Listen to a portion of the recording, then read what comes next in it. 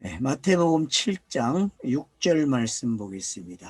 우리가 너무 잘 아는 말씀인데, 거룩한 것을 개에게 주지 말며 너희 진주를 돼지 앞에 던지지 말라. 그들이 그것을 발로 밟고 돌이켜 너희를 찢어 상하게 할까 염려하라. 많은 사람들이 기독교의 이제 내용을 아무에게나 주면 안 된다고 하는 그런 표현을 읽어가지고 하는데, 그런 내용은 아닙니다, 여러분.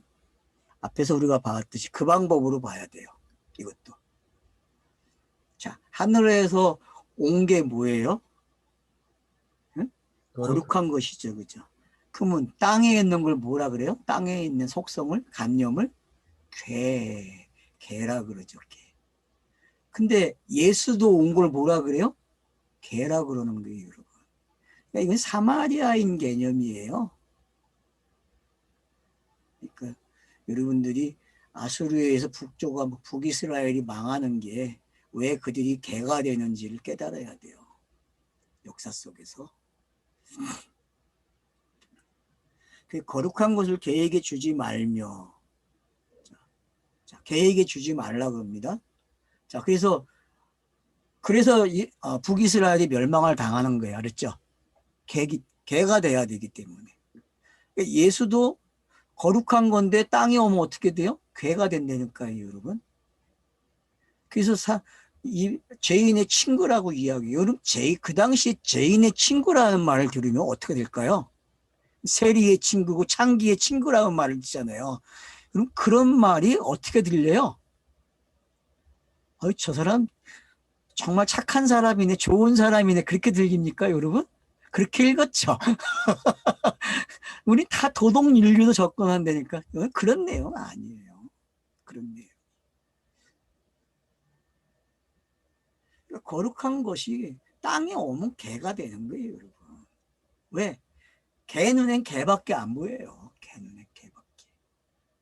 예수가 개 눈에 개만 보이니까 예수가 개로 와야 된다니까요. 그럼 돼지는 아닙니까? 돼지는 부정한 거예요. 부정한 거 중에서 제일 오야봉이 돼지야. 그죠? 그래서 많은 사람들이 돼지고기는 안 먹어. 근데 요즘은 뭐 돼지고기만 안 먹는 게 아예 육식을 피하는 사람들이 많아지죠. 채소 뭐 먹는. 그래서 뭐 네 종류도 나눠 놓대. 생로병사에서 요즘은 그 네 단계 네 종류의 채식법이 있더라고요. 완전 채식이고 뭐 네, 완전 채식이 있고 100% 아니면 조금 합쳐서 먹는 사람 좀 이렇게. 그래서 이제 생선하고 계란을 먹으면은 네 번째 완화된 방법으로 가는 사람 그렇게 얘기하더라고요. 여러분 적당히 먹으세요. 적당히. 예수님이 먹는 건 다 깨끗하다고 그랬는데. 그래서 이제 여러분 왜 거룩하고 진주를 가져왔을까요, 여러분? 거룩 진주 그러거든요. 자, 진주의 속성은 뭐죠? 여러분 혹시 진주의 속성 아세요?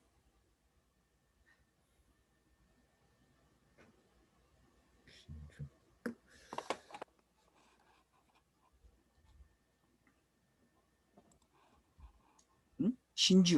진주가 도대체 뭐예요, 여러분? 진주를 응? 값을 주고 치르는 이야기도 나오잖아요. 이건 도대체 뭡니까? 이게 보물과 관계된 이야기고, 그럼 또 성전 이야기죠, 그죠? 성전 이야기. 거룩, 진주, 다 성전과 관계된 거예요. 성전과. 장식품이잖아요, 전부. 그죠? 거룩은, 그러니까 진주라는 거는요, 갯벌 속에서 조개가 품어야 돼요. 그죠? 거기서 어떤 과정을 통해서 진주가 만들어지거든요. 그래서 때가 되면은 조개를 잡으면 그 안에 진주가 나오는 거죠. 그죠? 그러니까 이런 것들이 뭐 어떤 건지. 그래서 우리는 거룩한 것, 진주. 그래서 거룩한 거는 개에게, 진주는 돼지에게 그랬어요. 여러분, 진주는 예수가 그리스도로 성육신으로 태어나는 모습을 뭐라 그래요? 진주 그러는 거예요. 진주. 거룩은 뭐예요? 하늘의 것이 땅으로 전달되는 과정을 뭐라 그래요? 거룩이라고, 성전을 거룩이라고 그랬어요. 성전을. 그러니까 성전과 예수를 같이 표현했다, 그렇게 보시면 좋을 것 같아요. 그래서 거룩은 성전의 의미고 진주는 예수로 보세요. 물론 계시가 들어오면 물질 안에도 담겨져 있죠. 그죠? 진리가. 문자에도 담겨져 있고 선지자들의 말에도 담겨져 있고 성전에도 담겨져 있어요. 근데 차선적으로 지금 진주라는 걸 사용하고 있고 거룩을 사용했단 말이에요. 하나는 개에게, 하나는 돼지에게. 그래서 개와 돼지가 가지고 있는 의미, 진주와 거룩이 가지고 있는 의미를 보게 되면은 결국은 또 이것도 뭐가 되는 과정이에요? 예수가 그리스도가 되는 과정 속에 있다니까요. 이게 차서로 있단 말이에요. 이 상태로 주면 돼요, 안 돼요, 여러분? 예를 들어서 이 상태로 사람들에게 주어지고 끝나면은 뭐예요? 그 엘로임이 죄인이 되는 거라니까, 이 상태에 머무르면은. 지금까지의 이야기는 이 상태를 어떻게 하는 거예요? 해결하는 거죠. 팔복으로 시작된 산상수훈은 이 상태, 개에게, 돼지에게 어떻게 해요? 다 예수가 갚는 거죠.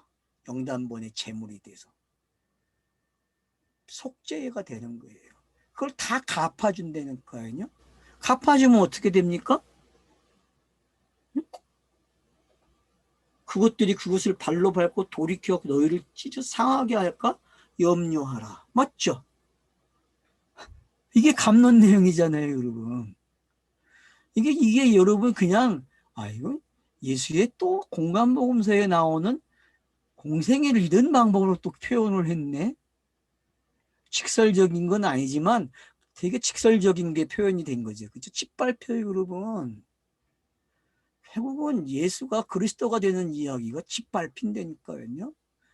누가 할 일이에요? 예? 개하고 돼지가 할 일이니까. 그럼 개와 돼지가 여러분 뭐예요? 성전에 들어가지 못해요, 여러분. 이것들은요.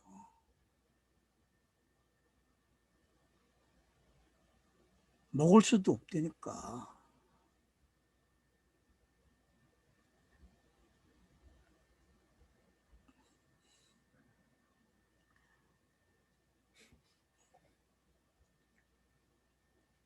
그래서 성경에서 귀신이 돼지떼에 들어가는 이야기가 어떤 건지 좀 이해가 되시죠? 그죠? 귀신이, 군대 귀신이 여러분 돼지떼에 들어가는 게 여기다가 한번 연결을 시켜보세요. 개 이야기는 금방도 얘기했듯이 북이스라엘이 망할 때 여러분. 그래서 결국 뭐가 돼요? 개라는 게 불리잖아요. 개의 유래가 거기서 시작이 되잖아요. 응? 집에서 키우는 개 말고 그놈이 응? 뭘 의미하는지. 그러니까 개를 키우시는 분들은 좀 접근할 수 있을 것 같아. 그래도 개를 키우시는 분들이 종교를 깨달으면 좋겠어. 종교 생활을. 사람들이 종교를 하는 게 개에서 잘 고양이나 개를 키우는 사람들이 좀 거기서 종교의 속성을 배웠으면 좋겠어요. 종교의 속성. 여러분, 이 땅의 종교, 샤머니즘의 종교가 여러분 개 주인과 개에서 나타난다는 걸 꼭 잊지 마세요. 그게 잘 설명해 주고 있다니까. 가짜 신이 개라니까. 예? 예? 여러분 그래서 가짜 신에게 먹을 거 주면 어떻게 해요? 예? 헌금하면은 말 잘 듣는 것처럼 깨달아요, 안 깨달아요? 깨닫잖아요, 여러분. 그렇게 깨달아요, 여러분. 내가 피하려고 되는 게 아니에요. 키우면 좋아요, 여러분. 키우세요. 근데 좀 너무 지나치면 안 된다는 거죠. 핵가족 시대가 돼가지고 너무 외로워가지고 하도 정신병자들이 많으니까 뭐 치료하려면 어쩔 수 없죠. 사람으로 치료 안 되면 그거라도 해야죠. 뭐 어떡할 거예요. 안타깝죠. 가족이 많으면 개 키울 시간이 어디 있어요, 그죠? 가족이 많으면 가족이 없으니까 문제가 되는 거죠. 뭐. 자, 그러니까 여기서 지금 이야기하고자 하는 게 뒤로 가면 또 나와요. 이제 하나 더 봅시다. 이제 구하라 그리하면 너에게 주실 것이요 찾으라 그리하면 찾아낼 것이요 문을 두드리라 그러면 너희에게 열릴 것이니 구하는 이마다 받을 것이요 찾는 이마다 찾아낼 것이요 두드리는 이에게 열릴 것이다. 너희 중에 누가 아들이 떡을 달라 하는데 돌을 주며 생선을 달라 하는데 뱀을 줄 사람이 있겠느냐. 여러분 지금 이것들이 전부 차서로 읽어줘야 됩니다. 이 단어들이. 너희 중에 누가 아들이 떡을 달라 하는데 돌을 주며 생선을 달라 하는데 뱀을 줄 사람이 있겠느냐. 너희가 악한 자라도 좋은 것으로 자식에게 줄 알거든 하물며 하늘에 계신 너희 아버지께서 구하는 자에게 좋은 것으로 주시지 않겠느냐. 누가복음에 가면 이 본문이 뭘로 나와요? 좋은 것을 주시겠다고 한 걸 뭘로 바꿔나요? 성령. 네, 성령으로. 그렇게 갖다 놓으시면 돼요. 좋은 게 뭔지 이제 알겠죠? 성령이에요. 그래서 예수도 요한복음에서 좋은 것을 주겠다고 해요. 더 좋은 거, 더 나은 거. 이게 이해가 되면 되는 거죠. 그러니까 기도는 뭐밖에 없어요? 성령 구하는 거예요. 그러면 구하고 찾고 두드리고 하는 건 누가 해요? 예수가 하는 거죠. 이거 다 예수의 공생의 사역이에요. 알았죠? 예? 두드리고 찾고 하는 이 속성들은 다 누가 해요? 예수가 하는 거예요, 여러분. 그게 성경이 땅에 오면 차서예요. 차서로 된다니까요.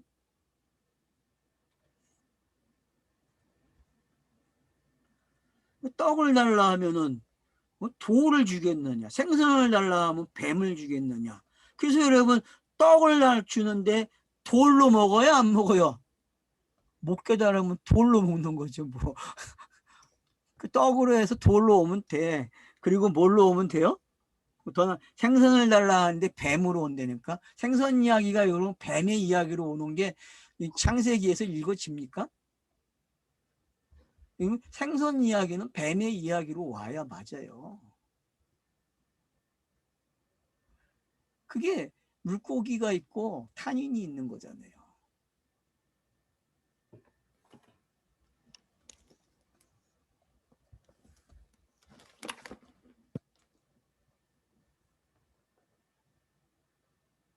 땅의 원리는 뭐예요? 떡을 달라 하면 아버지는 떡을 줘요. 땅에서는요. 맞죠? 돌을 절대 안 줘요. 생선을 달라 하는데 뱀을 주지 않아요. 하물며 내가 너네 그러겠니? 그러는 이야기죠. 근데 여러분 여기에는 차서가 있어요. 이 가정이 맞춰져야만 아버지가 그래서 뭘 줬어요? 떡을 달라 하면 떡을 줬고 돌을 달라 하면 돌을 주고 생선을 달라 하면 생선을 줬다니까 그게 강야에서 주어진 것들이에요. 강야에서. 그래서 메추라기와 만나가 준 거예요. 여러분. 그죠? 그래서 떡과 생선 이야기는 메추라기와 만나 이야기예요. 여러분. 옛것을 이렇게 표현하는 거죠. 옛것을.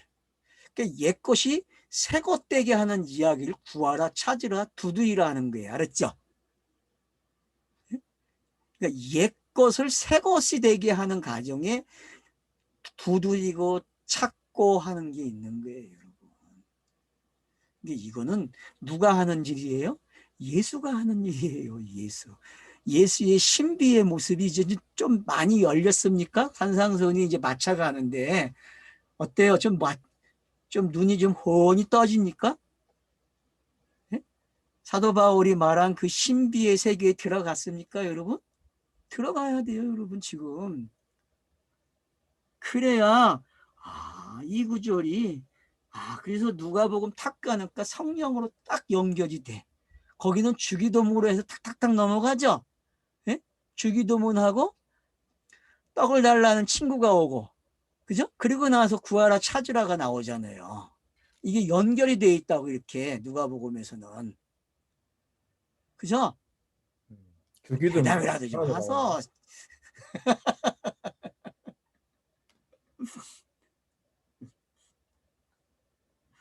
누가복음 11장에 다 나와요.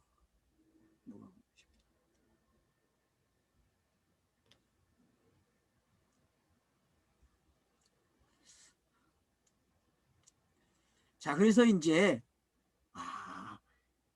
그래서 12절이 여러분 아주 재밌는 구절이에요. 그러므로 무엇이니 남에게 대접을 받고자 하는 대로 너희도 남을 대접하라. 이것이 율법이요 선지자니라. 이걸 한금율로 가르쳤다니까 사람들이. 그래서 여러분 이게 신약의 한금율이고 구약의 한금율은 어디 있어요? 아모스에 있죠, 여러분. 아모스에. 근데 여러분 이게 한금율이 도대체 뭐예요?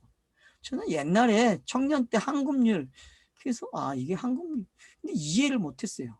도대체 이 말이 뭔지. 근데 지금 보니까 이 말 지금까지 내용을 어떻게 해요? 또 정리해놨어. 그러니까 그러므로가 나오면은 그냥 정리하는 거야, 정리. 내가 이렇게 요약해 줄게. 그래서 34절에도 있었고 6장 34절에도 있었죠. 그리고 여기서도 또 정리를 해요. 비판과 거룩한 거, 진주, 구하라 이런 것들이 성령으로 맞춰놓고 이제 가르쳐줘요. 남에게 대접을 받고자 하는데도 너희도 남을 대접하라. 이게 그 하나님의 속성이죠. 그죠? 그 하나님의 속성은 자기가 대접을 받고 싶으니까 어떻게 해요? 대접하는 내용으로 왔다니까. 그죠? 예수도 대접을 받으려는 게 대접하러 왔죠. 그죠? 그게 마가복음 10장 45절에 정확하게 표현되잖아요. 그러니까 성경은 우리가 대접을 할 수가 없어. 우린 가진 게 없어서. 알았죠? 예? 우리는 아예 없어. 우리는 그래서 가난해질 수도 없고 부자도 아니야. 누가 가난해져요? 예수만이 가난해지는 거고 예수만이 가난해졌다가 부자가 되는 거고 그런 이야기지 우리는 그런 이야기가 하나도 없어요. 여러분. 자꾸 나를 갖다 거기다 집어넣어. 성경 읽기를 하면은. 여러분 절대 그렇게 하지 마세요. 그래서 율법이고 선지자래요. 누가? 예수가 율법이고 선지자 아닙니까? 맞아요? 안 맞아요? 아니 이걸 만약에 딴 데 갖다 놓으면 맞아요? 안 맞아요, 여러분. 이게 무슨 황금률이야. 뭐 정의롭게 살고 공의롭게 사는 거야? 그런 거 아니에요, 여러분. 그러니까 대접은 누가 많이 할 수 있어요? 가진 자가 하는 거예요. 가진 자. 그 하나님만 할 수 있는 거예요. 대접은요. 10만, 영만이 할 수 있다니까. 영생을만, 생명만 할 수 있어요. 그게 양자물리학이 밝힌 거잖아요. 이 땅의 생명은 가짜라고. 진짜 생명이 섬기러 온 걸 이 땅에 네세피숨을 쓰는 거예요, 여러분. 네페시숨은 뭐예요? 그래서 섬김을 받은 거라니까. 섬김을. 그래서 그 섬김을 받으면 뭘로 바뀌어요? 하기우스 프리마가 되는 거예요. 그리고 하기우스 깨끗한 말이 되는 거예요.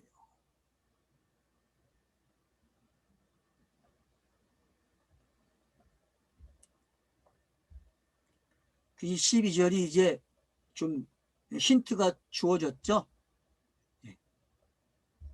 그러니까 율법과 선지자의 마침이잖아요. 안 그래요? 예수는 율법과 선지자의 마침이에요, 여러분. 무슨 이게 황금률이야. 그렇게 알고 황금률 하면 되죠. 우리가 말하는 걸로 하면은. 맞죠? 그게 황금률이죠. 우리가 말하는 대로 하면은. 모르고 황금률 했다니까? 자, 그 다음 보세요. 이제 좁은 문에 보세요. 자, 좁은 문으로 들어가라. 멸망으로 인도하는 문은 크고 그 길이 넓어. 그리로 들어가는 자가 많고 생명으로 인도하는 문은 좁고 길이 협착하여 찾는 자가 적음이라 그래요. 그러니까 여러분 위에 구절들하고 이거하고 잘 조화를 이루면서 해석이 돼야 됩니다. 지금 이게 지금 좁은 문이 왜 좁은 문인지 위에 거 가지고 한번 해결을 해보세요. 네? 자, 남에게 대접을 받고자 하는 대로 너희도 남을 대접하라. 자, 이게 여러분 좁은 문이 될까요? 안 될까요? 더 위로 올라가면 구하는 이야기, 생선을 달라는데 뱀을 주는 이야기, 이런 것들이 좁은 문의 이야기가 됩니까? 제가 그랬잖아요. 구약은 시온의 대를 놨다고. 시편이 그렇게 얘기하죠. 시온의 대를 놨다고. 근데 예수는 뭐라 그래? 좁은 문을 이야기해. 왜요? 예수가 문을 딱 막고 있다니까. 돌이 하나 딱 와가지고 그 큰 길에다가 딱 놔버렸다니까. 그리고 나를 통과하래요. 그게 좁은 문이야, 여러분. 좁은 문은 달래 좁은 문이 아니라 예수라는 게 딱 와가지고 그리스도로 오지 않고 예수로 먼저 등장하니까 그게 좁은 문이, 알았어요? 예? 그러니까 좁은 문 그러면 이제 이해하세요. 아, 좁은 문은 구약이 시온의 대를 놨는데 예수가 와가지고 어떻게 해요? 아, 메시아가 와야 된다고 시온의 대를 놨는데 아, 예수가 와버렸어요. 그걸 뭐라 그래요? 좁은 문 그런 거예요. 좁은 문. 그래서 시온의 대로가 좁은 문을 통해서 들어가야 돼요. 그게 열려야 된다니까. 그걸 뭘로 열어줘요, 여러분? 섬김으로 열어주네. 자기의 섬김으로요. 재물이 되는 이야기잖아요. 그래서 율법과 선지자라고 이야기했고 앞에서 이제 너희는 좁은 문으로 들어가래요. 생명으로의 문은, 자, 좁은 문을 이제 뭘로 바꿔요? 생명의 문이래요. 그러면 생명의 문은 어떤 문이에요? 그래서 여러분 요한복음 10장에 가면은 무슨 비유가 나와요? 뭐가 나오죠? 목자 나오잖아요. 목자의 비유를 여러분이 여기다가 갖다 놓고 읽으세요. 그러면은 그냥 맞아요, 이게. 이 14, 15절은요, 그냥 요한복음 10장 갖다 놓으세요. 목자 비유에다가. 그러면 울타리 넘어가는 놈은 도둑놈이라 해서 문을 통과해서 들어가야 된다 하잖아요. 나보다 먼저 온 놈도 도둑놈이고. 그럼 그런 것들이 지금 뭔지 여러분들이 쫙 엮으면 다 엮어져요, 여기에요. 이걸 지금 그렇게 표현한 거예요, 여러분. 이 문장이. 생명으로 인도하는 문은 좁고 길이 협착하여 찾는 자가 적음이니라. 그 양들이 예수를 통과해서 들어갔으니까 우리에 들어가려면은. 그래서 문지기가 누구예요? 예수라니까. 자기가 누워있어 나를 통과하라고 들어가고 나가고 꼴을 먹잖아요. 그래야만. 그죠? 좋은 꼴 준다고 나오잖아요. 그래서 많은 사람들이 사형리 같은 거 할 때 그거 그 구절 사용하잖아요. 좋은 거 주러 왔다고.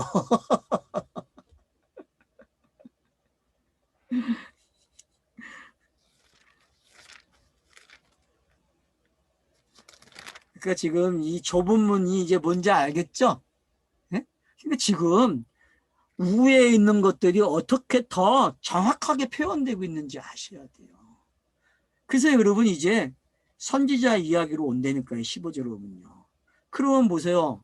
여러분 시작할 때에 5장에서 네? 뭔 이야기 했습니까, 여러분? 네? 시작을 어떻게 했어요? 네? 17절 보세요. 내가 율법을나 선지자를 폐하러 온 줄로 생각지 말라 그래요, 여러분.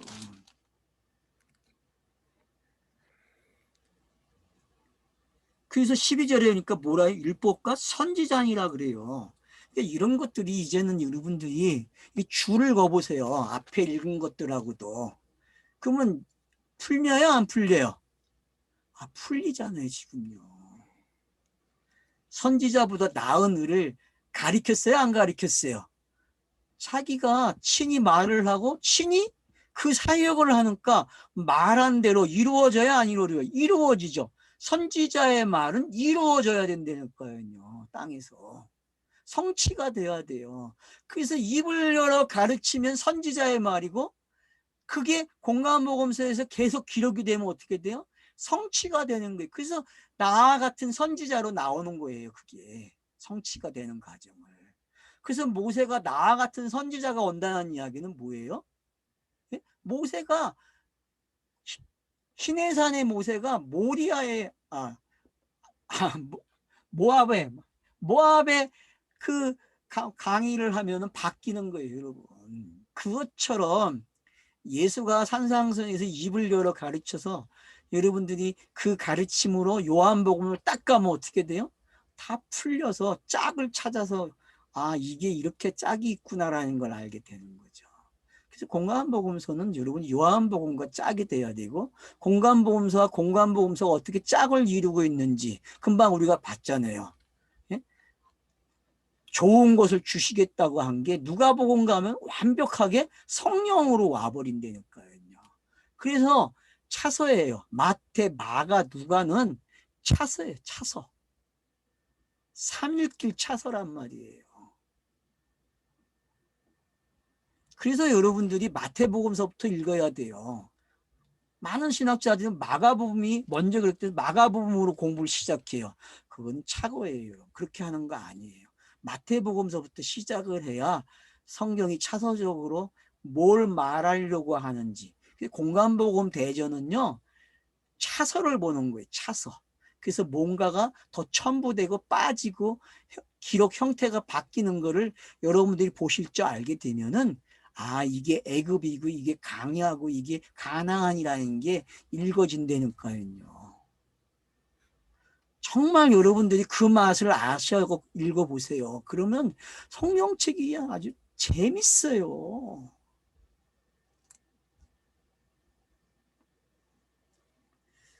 그래서 거짓 선지자들을 삼가라 그래요. 말로 끝나면 예수, 입을 열어 가르쳐 하는 말이 끝나고 다음에 뭐가 안 나오면요? 사역이 안 나오면은 그건 가짜야. 알았어요? 사역이라는 건 결국 어디로 가는 거예요? 영단본으로 가는 거예요. 그래서 마태복음의 산상수훈은 영단본을 말한다고 하는 거고 공간복음서의 내용이라고 제가 이야기한 거예요. 왜? 이렇게 안 되면 뭐예요? 거짓 선지자이기 때문에.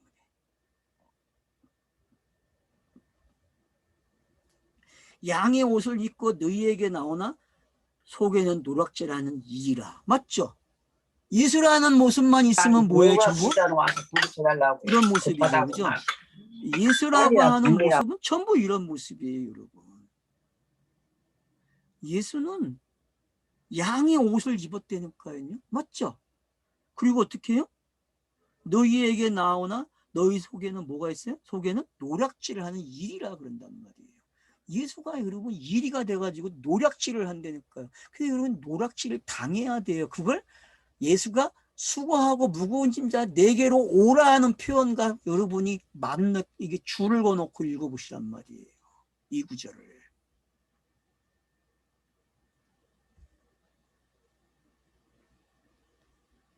그 노략질하는 일이에요.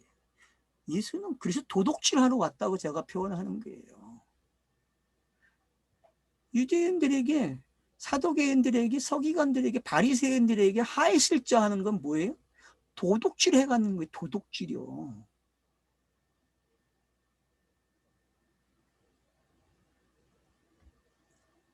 그의 열매는 그들을 알지니 가시나무에서 포도를 또는 엉겅퀴를 무화과를 따겠느냐. 참 재밌죠, 여러분. 이건 전부 다 뭐와 관계돼 있어요, 지금? 열매와 관계돼 있는데, 근데 가시나무에서는 포도를 못 따요. 근데 성경은 따요. 이게 신비죠, 그죠? 여러분, 가시나무에서 포도를 딴다니까요? 그게 성경의 신비예요, 여러분. 가시나무가 포도나무가 된다니까? 엉겅퀴가 무화과를 내고, 이게 여러분 뭔지 아셔야 돼. 이게 성경의 기록 방식이란 말이에요. 이게.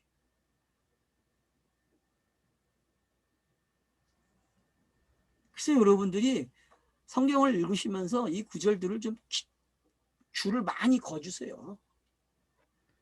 그러면 아마 진짜 재밌을 거예요, 성경이요. 예를 들어서 여러분 사사기에 가면은 여러분 비유가 나오죠, 거기. 예? 왕을 뽑는 비유 나오죠. 나무들의 왕을 뽑는 비유. 여러분 그런 것들도 여기다 한번 갖다 놓고 보시라니까요. 그게 아주 재밌는 비유거든요. 그게.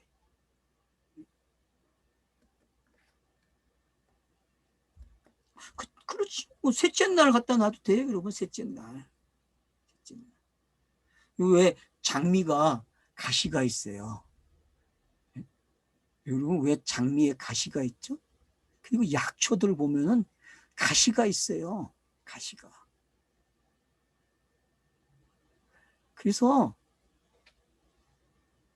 아주 재밌어요. 자연의 신비는요. 가시나무는 성경에서 뭐가 돼요? 포도나무가 됩니다. 예? 그래서 가시밭에 백합화 그러는 거예요. 아가서에서. 예? 이거 가시나무가 아카시아 나무잖아요. 법궤를 만드는 나무잖아요. 법궤. 아니에요? 예? 여러분 가시나무는 법궤를 만드는 나무예요. 그러면은 그 법궤의 내용이 포도나무 열매가 와요, 안 와요?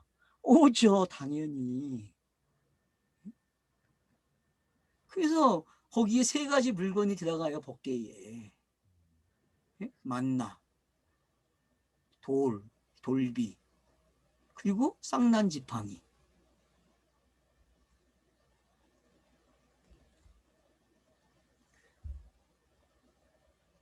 거듭남 설명하는 거 아니네. 그럼요.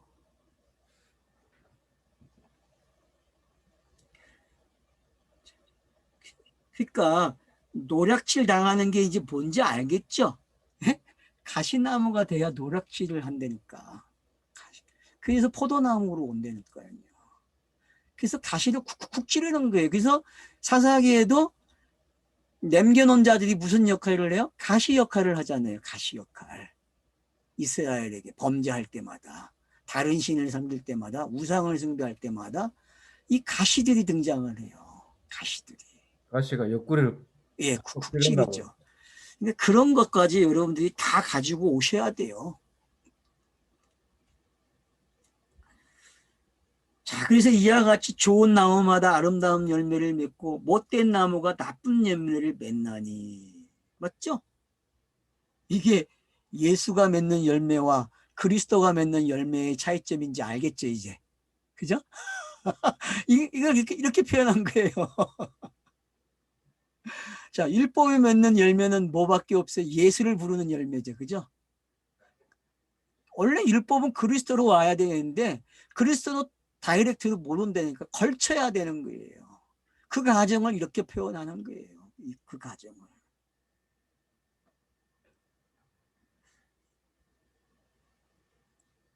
그래서 육신이라는 거는 뭐예요? 못된 거예요.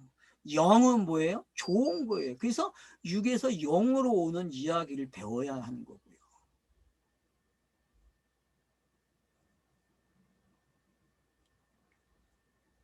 좋은 나무가 나쁜 열매를 맺을 수 없고 못된 나무가 아름다운 열매를 맺을 수 없느니라. 여러분 이거는 고린도전서 15장으로 갖다 놓고 읽으세요. 그 20 몇 절 이하에 보면은 이게 나오죠. 전부 다. 그죠? 시의 종류도 나오죠. 그죠? 여러분 거기다 갖다 놓고 읽으세요. 그냥. 거기서 설명했으니까. 셋째 날하고 관계되어 있고 창세기 1장. 아름다운 열매를 맺지 아니한 나무마다 지켜 불에 던져지니라. 결국은 씨가 뭐가 돼요? 푸른 채소가 되고 푸른 채소가 나무가 되고 나무가 뭐가 돼요? 열매 맺는 나무가 되어야죠. 이 이야기를 지금 하는 거예요. 이 이야기를. 셋째 날을 이렇게 갖다 놓고 있는 거고 그걸 고린도에서는 부활과 관계돼서 설명하는 게 열매를. 결국은 성경이 뭐예요? 나쁜 열매로 시작해서 좋은 열매로 오는 이야기라니까요.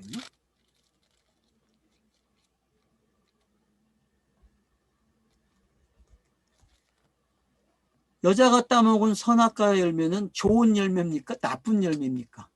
두 가지 속성이 다 있죠. 그죠? 두 가지 속성이.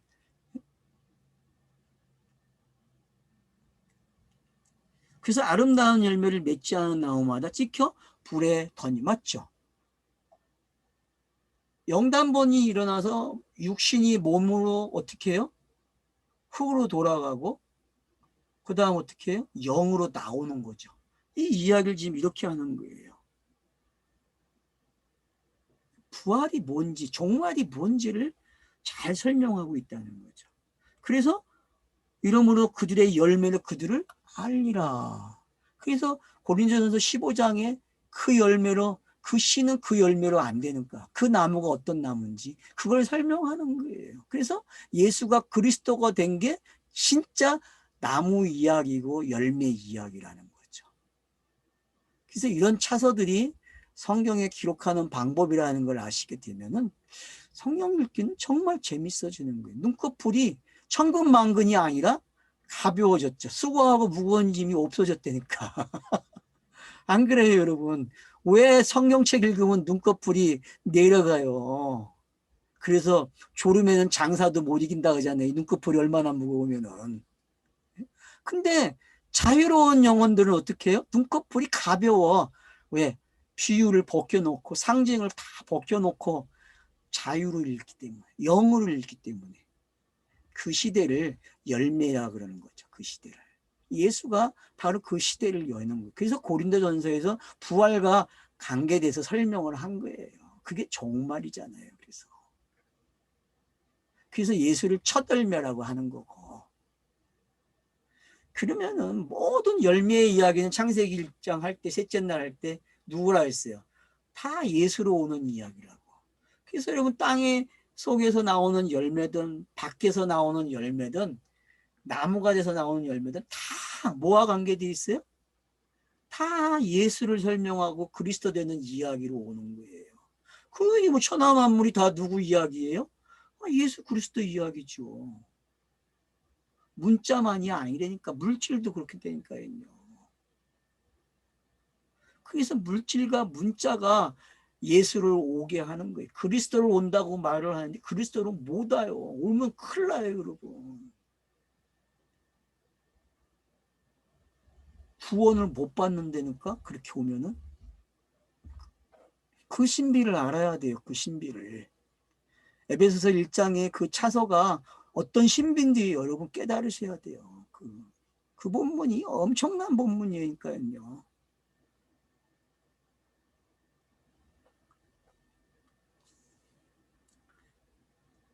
그래서 열매는 열매를 아는 거예요. 알았죠?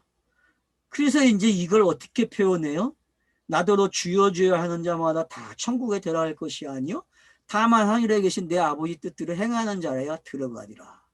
이게 예수 자신에게 지금 하는 말이 알았어요? 예수 자신에게. 예수가 열심히 공생애를 해요. 여러분 공감모검서에서 이거를 찾아보라니까요. 예수가 그래서 예수는 못 들어가요, 여러분. 천국에. 왜?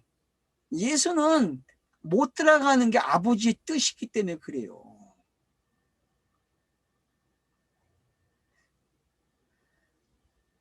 이거를 다 뭐로 읽었어요?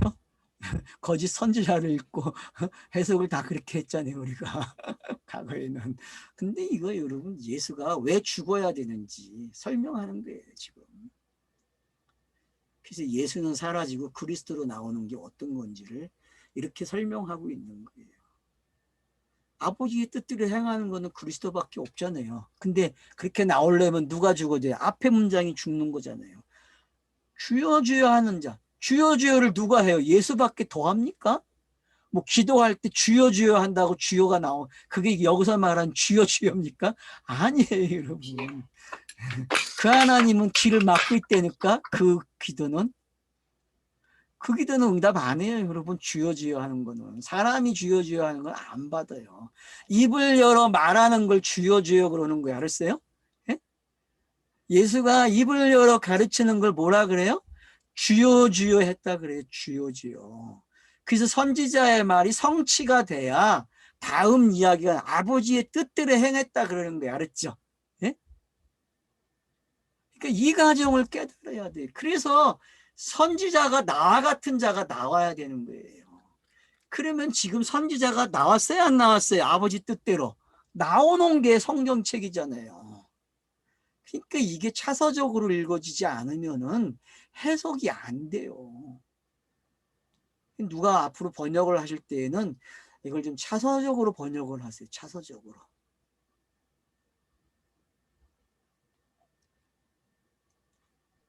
주여 주여 하는 그 예수님 겟세마네 동산에서 기도하는 그 내용. 그렇죠.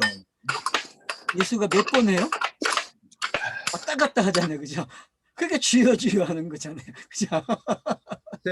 세 번째 같은 말씀을 예. 하시는 거예요. 그러니까 그게 이제 이렇게, 그러니까 이런 말에 힌트를 들으니까 막 줄이 거지죠. 그죠? 네. 그게 성경 읽는 재미가 되는 거예요. 앞으로요. 미천이 생기는 거고. 그래서 22절 보세요. 그날에 많은 사람이 나더러 이르되 주여 주여 우리가 주의 이름으로 선지자 노릇을 하여 주의 이름으로 귀신을 쫓아내며 주의 이름으로 많은 권능을 행하지 아니하리까. 맞죠? 이게 예수가 공생애에서 남긴 흔적들이죠. 그죠? 그죠? 예수가 한 거예요, 여러분. 예수가 한 거라니까. 예수가. 그때 내가 그들에게 밝히 말하되 내가 너희를 도무지 알지 못하니 불법을 행하는 자들아 내게서 떠나가라 하리라. 그러니까 문자로 성경 읽으면 어떻게 일어나요? 이런 일이 일어나는 거예요. 왜? 문자로 기록되어 있는 게 어떤 건지, 왜 그게 은익인지 여러분이 깨달으셔야 돼요.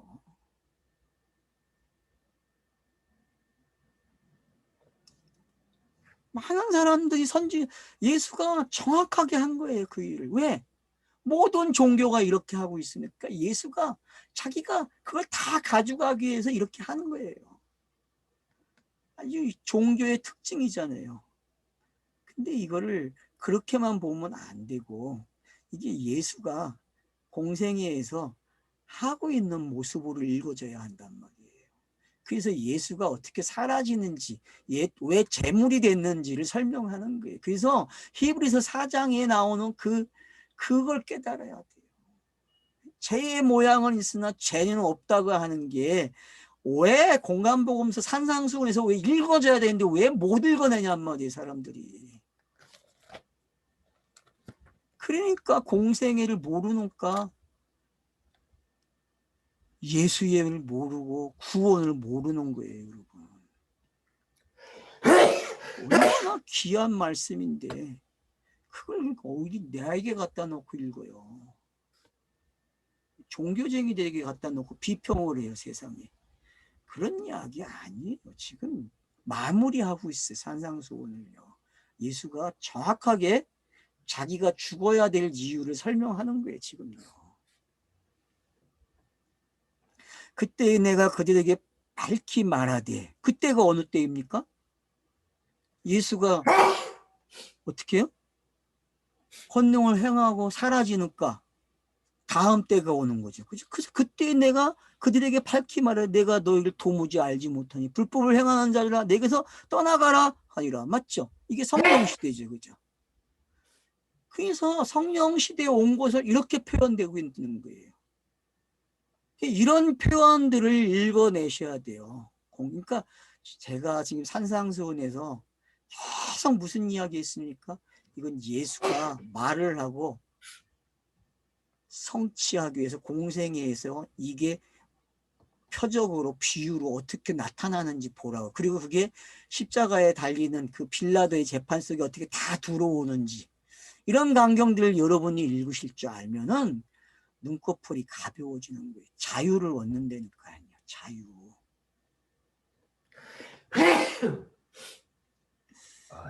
그래서 어떤 시대가 옵니까?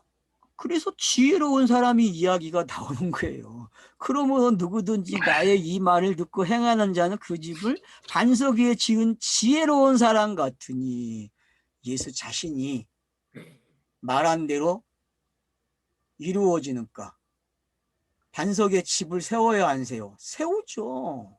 그게 성전 짓는 이야기잖아요. 자기가 사흘 만에 헐어라. 내가 다시 짓는다고 한 이야기가 지금 이 이야기로 들어오고 있는 거예요. 이 이야기로. 소영이가 어디까지 강의를 했는지 모르지만 끝났는지 이 부분이 오고 있는지 몰라도 요즘은 안 올리니까 저는 못 듣는데. 아무튼 그래요. 그러니까 지금 이 차서가 22절, 23절 이런 것들이 어떻게 이게 성취가 되고 있는지 알겠죠? 그러니까 여러분이 마태복음 5장에서 시작한 이 산상수훈이 입을 열어 가르치는 말이 지금 반석을 놓았어요. 그러면 여러분 반석을 놓았다는 이야기는 영단번이 일어난 거예요. 어디서? 일어났죠. 22절이 영단번을 일으키는 거고 23절이 부활의 이야기고 그래서 이야기하는 게 이제 반석을 세울 자가 지혜로운 사람이야. 그래서 본인을 가리켜서 뭐라 그래요? 지혜로운 사람이다. 예수가 그리스도로 완성되면 그걸 뭐라 그래요? 지혜의 사람 그러는 거예요. 지혜의 사람. 솔로몬의 지혜는 여기까지 와야 지혜 이야기가 끝이 나는 거예요. 잠언의 지혜도 여기까지 와야 끝이 나는 거예요. 여기까지. 그래서 13장의 비유도 지혜로 끝나는 거예요. 청지기 비유가. 7개가 8번째로 끝나는 거죠. 요나의 표적도 솔로몬의 지혜로 오고. 그러니까 여러분 모든 이야기가 지혜로 이제 오고 있다는 것을 확인시켜주고 있는 거죠.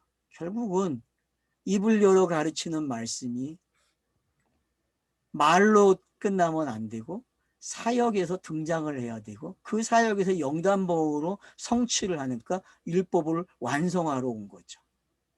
그래서 완성된 거기 때문에 율법과 선지자보다 나은 의가 생긴 거죠. 맞죠? 그게 나은 의잖아요. 그 의를 우리에게 선물을 줬다니까요. 그게 은혜잖아요. 그걸 믿으니까 아브라함처럼 우리도 뭐가 돼요? 믿음의 사람이 되는 거예요. 믿음의 사람. 그러니까 이 말씀을 믿는 거예요. 아브라함을 데리고 나가가지고 하늘을 보여준 네 자손이 이와 같을 거라. 그러니까 아브라함이 믿음에 하나님이 그를 의롭게 여기셨더라. 그러더라고요. 그게 입을 가르쳐 말하는 거와 하늘을 보여주는 거와 같은 거라는 걸 깨달으셔야 돼요.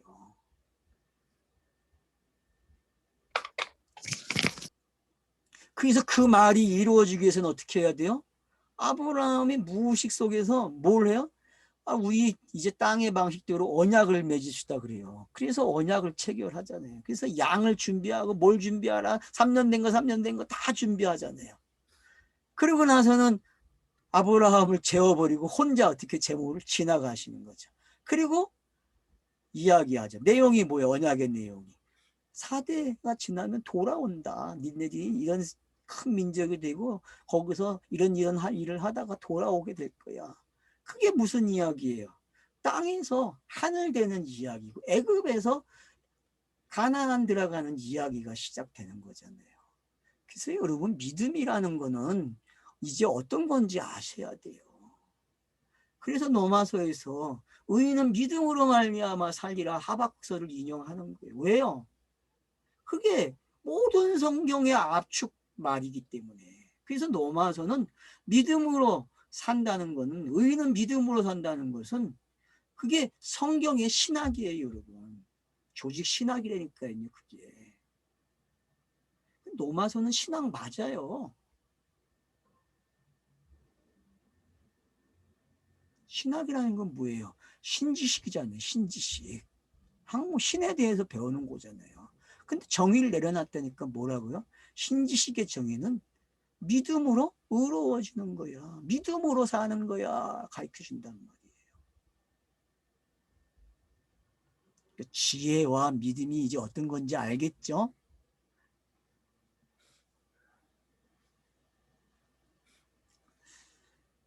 자, 반대로 비가 내리고 창수가 나고 바람이 불어 그 집에 부딪히되 무너지지 아니하니 무너지지 아니하니 이는 주추를 반석 위에 놓은 까닭이라. 맞죠? 반석 위에 지은 집이 이렇단 말이에요. 근데 반대로 나의 말을 듣고 행하지 않은 자는 그 집을 모래 위에 지은 어리석은가 같으니. 그래서 아브라함에게는 모래 같은 후손이 있고 별 같은 후손이 있는 거예요. 그래서 모래 같은 후손이 구약 성경이죠. 그죠? 이삭은 뭐예요? 그게 이스마엘이고, 그걸 갈라디아서는 하갈로 표현했고, 그리고 별 같은 건 뭐예요? 이삭이고 사라고, 그리고 뭘로 와버려요? 믿음과 연결돼서 설명이 되고 있는 거예요. 그래서 여러분들이 이런 구절을 아시게 되면은 반석이 뭔지 이제 알죠. 그래서 베드로의 신앙 고백 후에 내가 반석 위에 교회를, 천국의 열쇠를 세우리라, 교회를 세운다고 하는 게, 여러분 신앙 고백에 왜 그 말이 나오는지까지 여기서 보게 되는 거예요. 그러니까 여러분들이 반석 위에 까닭이 뭔지, 반석 이야기는 베드로의 신앙 고백하고도 연결을 시켜놔야 돼. 16장. 그래서 모래 위에 세우는 게 어떤 건지, 그래서 결국은 선지자가 행하는 게 설명이 된 거죠. 그죠? 나의 말을 듣고 행하지 않는 자는 그 집을 모래 위에 지은 어리석은 사람 같으니. 이게 누구예요? 이게 예수의 모습이죠. 그래서 예수는 이렇게 끝나는 거예요. 그리고 그리스도로 나오는 거죠. 그게 반석이고, 이제 그런 기법들을 여러분들이 아시면은 성경 읽기는 참 재밌어지는 거예요.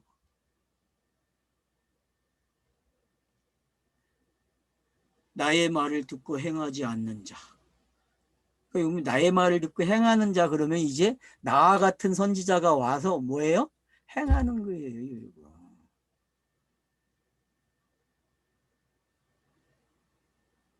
그러니까 모세가 왜 나와 같은 선지자를 말했는지 알겠죠? 여러분 그 의미를 깨달으셔야 돼요. 그래서 구약에는 나와 같은 선지자를 찾기 위해서 선지서가 기록이 되는 거예요. 왜? 나와 같은 선지자가. 그럼 역사는 왜 기록이 됩니까? 선지서 이하 선지자들의 말이 역사 속에서 행해지고 있으니까. 그게 땅에 온 거잖아요. 역사는 계시가 땅에 들어온 걸 뭐라 그래요? 역사 그러는 거예요. 선지자가 말하면 그게 뭐가 돼요? 땅에서 역사가 된다니까요. 그러면 그 역사 속에 그 당대의 성취가 돼요? 안 돼요? 선지자 말이. 그대로 돼요, 여러분. 근데 그걸 성경은 뭐라 그래요? 반복되기 때문에 가짜라 그래. 반복되기 때문에. 근데 예수는 반복해야 안 해요. 연단봉으로 뜻을 내서 반복이 없어요. 이 차이점을. 그래서 나와 같은 선지자는 반복이 없어요. 다시 오지 않아요. 나와 같은 선지자는 하나로 끝난다니까. 왜? 완료하러 왔기 때문에. 이런 의미들을 여러분들이 잘 깨달으시면은 모래 위에 지운 것과 반석 위에 지은 집이 이제 어떤 이야기인지 알겠죠. 결국 율법과 복음이 잘 설명되어지는 사서라는 걸 여러분이 그렇게 읽으셔야 된다고 꼭 잊지 마세요. 그래서 전부 다 누구 이야기예요? 모래도 반석도 다 예수 이야기예요. 예수 이야기.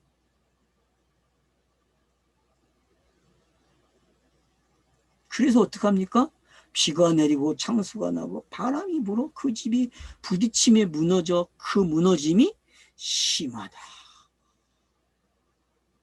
그래서 여러분들이 이제 5개의 이 28절 29절은 5개의 긴 설교가 꼭 끝날 때마다 기록이 돼요. 재밌어요, 여러분. 5번 나온다고 했죠. 긴 설교가 가르침이 마태복음에 5개. 근데 요 29절이 꼭 나와요. 알았죠? 마태복음에서. 그러니까 요게 뭔지 아시면 돼요. 마찬가지로 여러분 톨레토트도 어때요? 톨레토트가 창세기에 10개가 나오죠. 그죠? 근데 10개의 이야기도 요렇게 기록이 되는 게 요런 방식이에요. 그래서 마태는 정확하게 그 모세가 기록하는 기법들을 사용한다는 걸 알고 계시면 좋아요. 톨레토트 기법을 여기는 몇 개로 가져와요? 거기는 10개였다면 여긴 5개로 가져오는 거예요. 왜? 모세는 10을 5으로 설명을 했습니까? 근데 예수는 어떻게 해요? 5을 가지고 4을 설명하고 하나로 끝내잖아요. 그게 산상수훈의 특징이었죠. 그래서 그의 가르침에 놀라는 거예요, 여러분. 왜? 산상수훈에는 구약의 내용이 다 정리가 되고 그 정리가 예수의 공생의 사역에 그대로 나열이 되어 있으니까. 그래서 나와 같은 선지자가 오는 거죠. 이제 알겠죠? 그러니까 예수는 나와 같은 선지자가 오게 해야 돼요. 그래서 입을 열어 말하는 게 모세처럼. 그런 줄긋기를 여러분들이 하시게 되면은 산상수훈이 뭔지 알게 되죠. 그래서 모세의 말을 듣고도 사람들이 그래서 모세를 어떻게 했어요? 얼굴도 못 보잖아요. 수건 쓰고 있잖아요. 그죠? 그런 이야기들이 여러분 여기에 갖다 놓고 한번 들여다보시면은 예수가 말을 마쳤을 때에 저들이 왜 놀랬는지 알게 되는 거죠. 왜? 힌트죠. 마태가 주는 힌트. 봐, 나 같은 선지자가 왔잖아. 들립니까, 여러분? 나 같은 선지자가 왔어. 이렇게 들려야 한다니까요, 이 음성이.